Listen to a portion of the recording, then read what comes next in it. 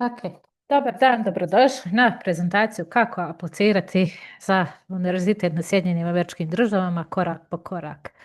Hello and welcome to the presentation how to apply to US colleges and universities. So let's start.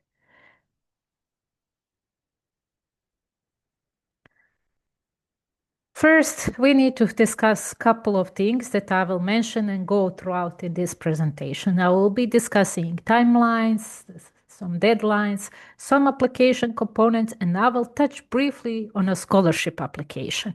Please note that tomorrow and on Friday, we will delve more into the component number 3 and the component number 4, so application and the application for scholarships. Dakle, na današnjoj prezentaciji ovo je nekih stvari koje ćemo preći. Prvenstveno ćemo preći timeline, dakle raspored kako aplicirati, tačno kada, rokove za aplikacije, te aplikaciju samu djelomično, dio po dio i aplikaciju za stipendije. S tim da u ovome serijalu video koji ide detaljnije u aplikaciju se zove Common App video, a video koji ide detaljnije u samu aplikaciju za stipendiranje se zove tipovi stipendiranja i kako aplicirati. So let us start. And first things first, basics, the foundational thing. Why are we talking about this? Because USA, big country, small colleges, big universities, and anything in between. College towns, big cities, small cities, medium-sized cities, lots of opportunities to grow and explore and study. You can use all of these opportunities if you know how to apply. So, this is why we are discussing today how to apply to US universities. Prvenstveno trebamo pričati zašto govorimo o današnjoj temi. Amerika je jedna velika zemlja, imate jako velike mogućnosti, opcije za studiranje od malih, velikih gradova, srednjih gradova do metropolisa i milionskih gradova. Stoga, kako biste iskoristili mogućnosti koje vam se nude i opcije, morate znati kako aplicirati.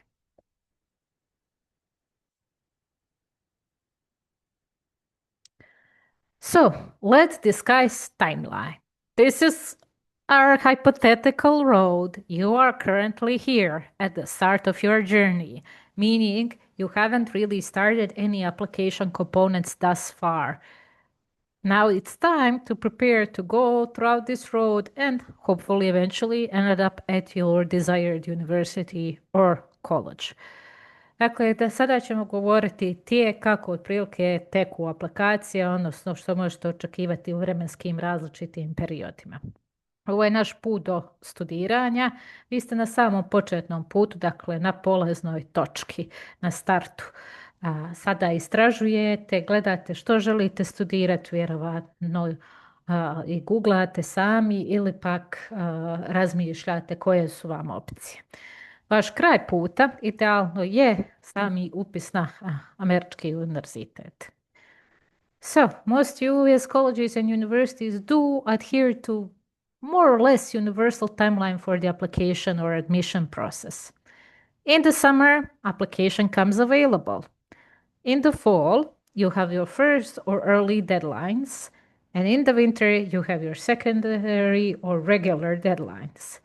Usually by April 1st or mid-April, you will hear back from all of the US universities to which you have applied, whether it's at the early deadline or the regular deadline.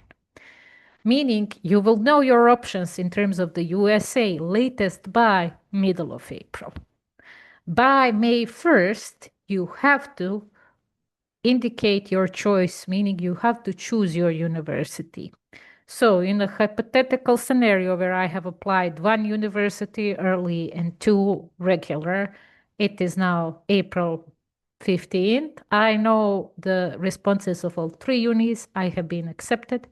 I physically cannot go to all three unis. That's simply impossible. So I have to choose. By May 1st, via email, I need to inform all three universities of my choice.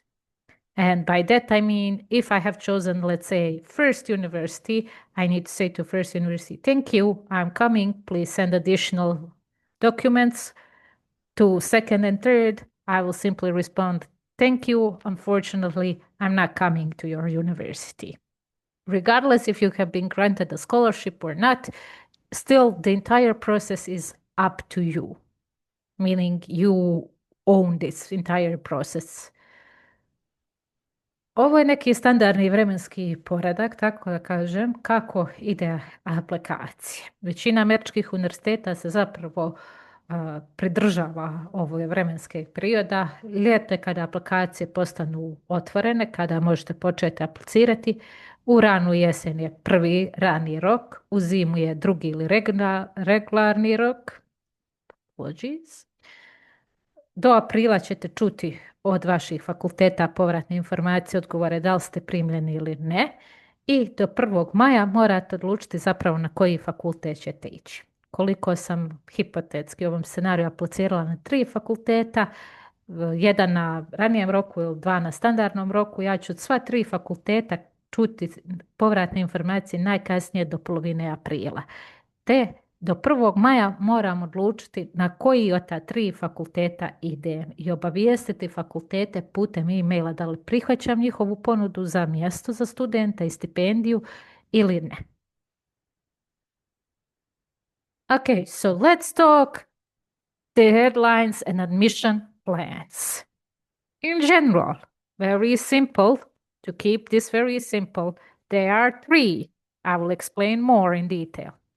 First, there is an early admission plan, usually called early. This is usually by November 1st. What does it mean? You apply earlier, you get a decision from the university earlier. Be mindful because there are 2 early admission plans. There is early action, which is not binding, and there is early decision, which is binding. And the third one not mentioned here, though it's super rare and you're not going to find it in many universities, except few Ivy Leagues and some others, it's called restrictive early action, or REA. REA, abbreviation is restrictive early action. It's not binding, but it restricts you to only applying to that university. Notable example, Yale. Dakle, raniji rokovi za aplikaciju su upravo raniji rokovi. Kao što samo ime kaže, postoje 2 vrste. Early action koji nije obavezujući i early decision koji jeste obavezujući. Također postoji restrictive early action koji nije ovdje prikazan. To je REA. Neke škole ga imaju, posebno škole Ivy League ili Lige Bršljena, kao što je na primjer Yale. Restrictive early action nije obavezujući, ali pod tim planom možete aplicirati samo na jedan fakultet. And you have your regular admission plan, which is by January 1st. Through regular decision, you can apply to more universities than through early plan. And you have rolling admission plan. Some schools have this, some don't. Rolling means that the school, university in this case, or college, basically reads and decides on applications as they're coming in. So you can get the response to your application within, let's say, 2 months of your submitting the application. General recommendation is that you apply to these schools as early as possible if they have a rolling admission plan. For example, Methodist and Hood are on your rolling admission plans. Rolling admission plan je plan gdje zapravo i ne postoji određeni datum. Vi na te škole možete aplicirati kada god, ali savjet je puno ranije. Nema puno škola ovu rolling i škole koje imaju čitaju aplikacije kako pristižu. Dakle, fakulteti, univerziteti uzmu par tjedana da pročitaju aplikaciju i odgovore bez obzira kada ste podnijeli svoju aplikaciju. I standardni ili regularni rok je obično do 1.1. te čujete od tih fakulteta otprilike početak aprila, polovina aprila.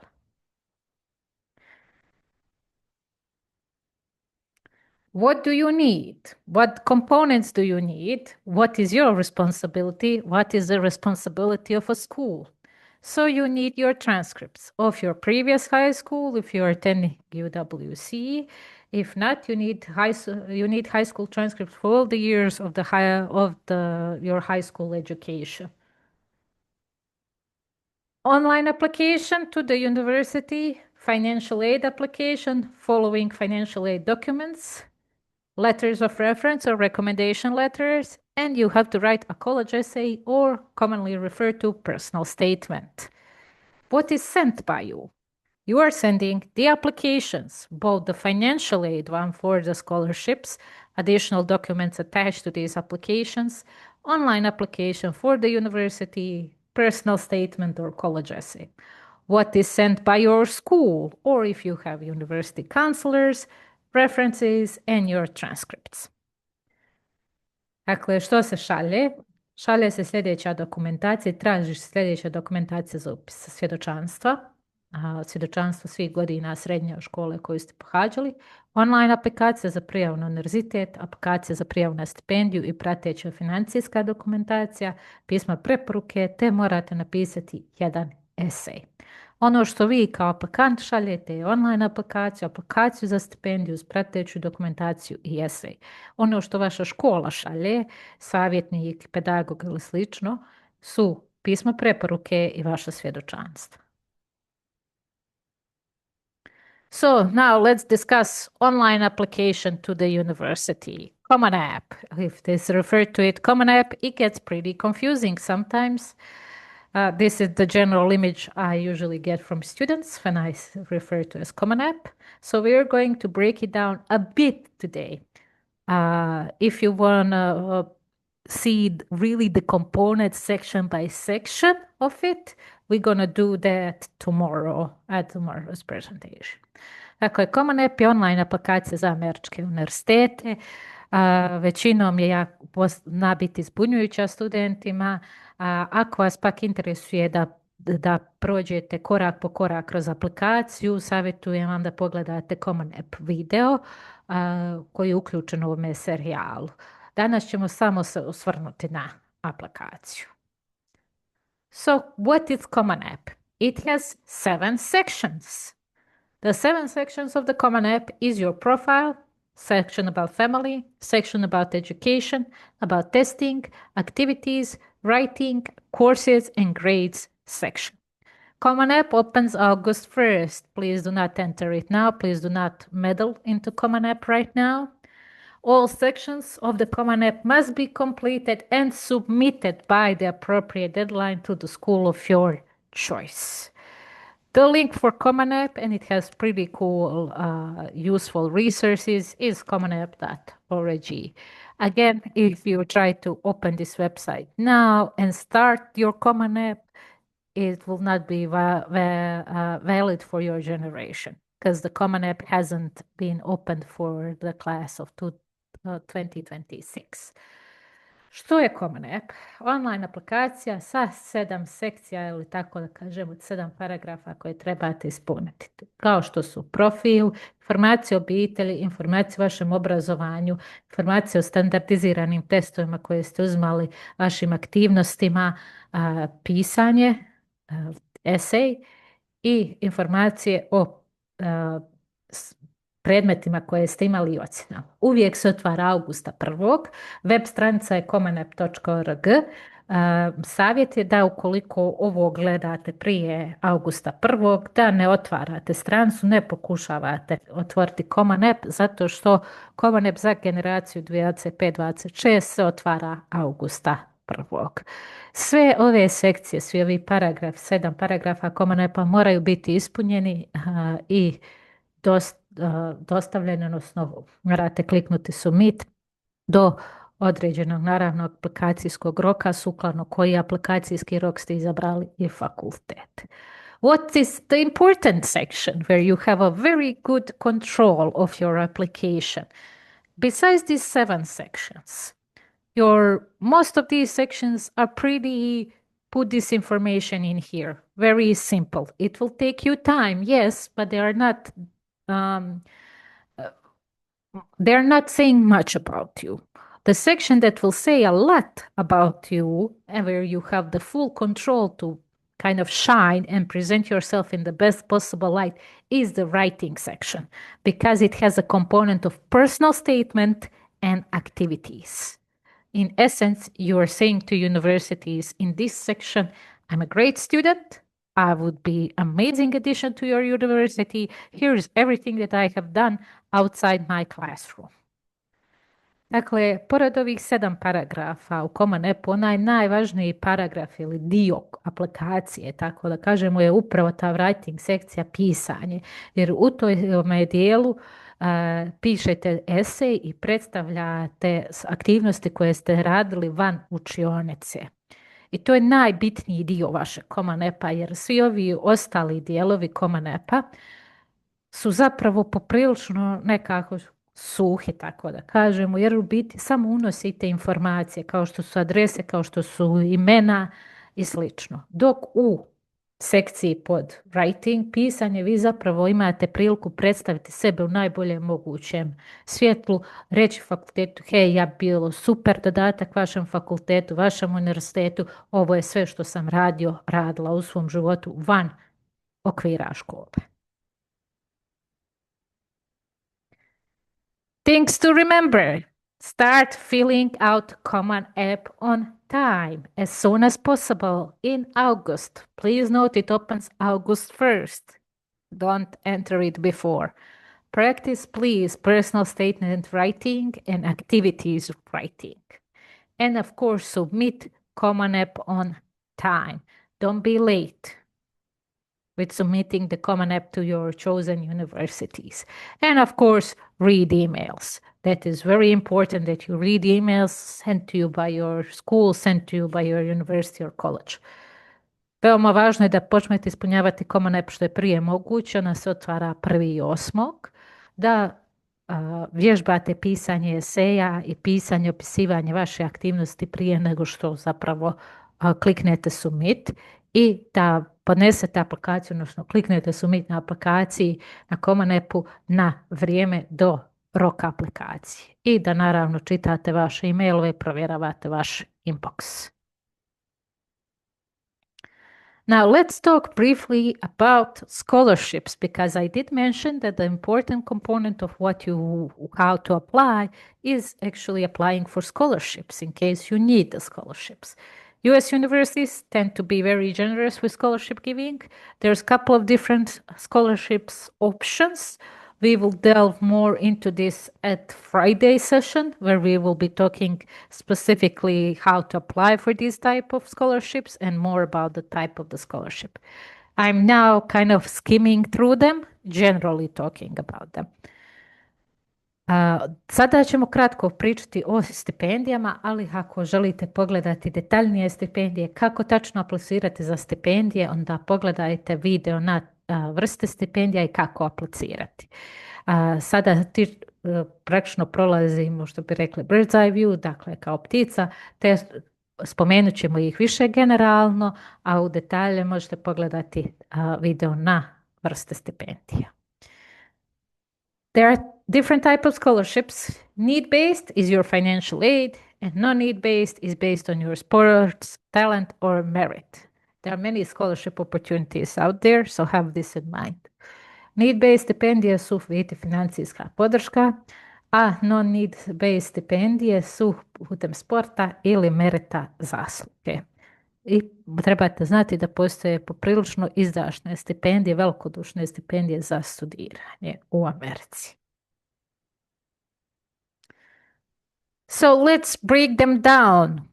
What do they mean? Non-need-based scholarship is basically the pool of money that the US college has in particular and can give out based on your merit. So, for example, test scores, SAT, if a university is asking you to submit SAT, your grades, predicted grades, in general grades, your general GPA, or sports scholarship are usually based on your sport talent. They are given by Division 1 and Division 2 schools usually.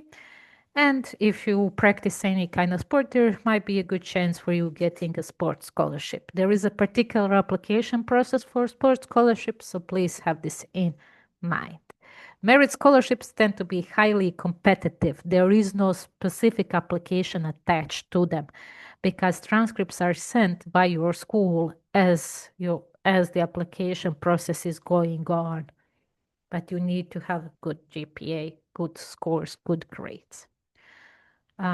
Non-need-based stipendije mogu biti, kao što smo rekli, putem merita ili sporta. Merit u biti je zasluga na engleskom jeziku. Dakle, odnosi se većinom na vaš akademski prosjek ili vaš uspjeh na testovima kao što su SAT. Jako su konkurentne, jako ih je teško nekada dobiti i nema posebne aplikacije, zato što u procesu apliciranja vaša škola će za vas dostaviti vaša svjedočanstva fakultetu na koji aplicirate. Na osnovu tih svjedočanstva prosjeka fakultet može dodijeliti merit stipendiju. Sportske stipendije, škole divizije 1 i divizije 2 daju sportske stipendije. Ukoliko se bavite sportom, ovo je jedan od načina da dobijete stipendiju. Za sportske stipendije ima poseban aplikacijski proces. And now let's talk need-based aid. Need-based is also referred to as financial aid. USA schools give general financial aid. Financial aid is calculated based on your demonstrated need, and your demonstrated need is shown through the financial documents and the financial aid application you submit to the universities. So for this type of scholarship, there is an application, and you are, as an applicant, responsible for filling it out and submitting it to the universities. If you're an American, it is FAV. It's FAV signed CSS. If you're not an American, it could be ISFA, CSS, or TOEF Certificate of Finance or university-specific application. Different universities prefer different type of applications. We will talk more about them on Friday. So it could be that you have to fill out multiple of these and submit multiple of these to multiple different universities or one specific one. Always check websites of the universities to which you're applying. What exactly do you need to submit? Need-based stipendija je zapravo financijska podrška, financijska pomoć. Američki univerziteti imaju poprilične fondove za stipendiranje studenata koji inače ne bi mogli sebi priuštiti studiranje. Financijska pomoć ili podrška i ta vrsta stipendije se računa na vašem pokazano potrebi za financijskom podrškom, odnosno za novcem za studiranje, a to pokazujete kroz financijske aid aplikacije, odnosno aplikacije za stipendiju. Ima više vrsta aplikacija za stipendiju i ovisi dosta od fakulteta do fakulteta koji fakultet prihvaća koju. Vaša odgovornost kao aplikanta na američke univerzitete je upravo da ispunite ove financijske aplikacije relevantne, koje su relevantne za vaš fakultet, odnosno koju i tačno tip vaš fakultet, univerzitet na koji se prijavljujete želi i dostavite prateću dokumentaciju. Aplikacije mogu biti FAFSA ako imate američko državljanstvo, ukoliko nemate, to je ISFA, CSS ili certifikat financija, COF ili pak neki fakulteti imaju vlastitu aplikaciju. Može vam se desiti da zavisno od koliko fakulteta aplicirate, imate po 3 aplikacije koje morate ispuniti, na primjer i CSS, i COF, i ISFU, ili 1 ili 2, zavisno od 5. Na koliko fakulteta aplicirate, što fakultet traži. Stoga je bitno da uvijek provjerite web stranice fakulteta. And that is it for now. Hvala vam.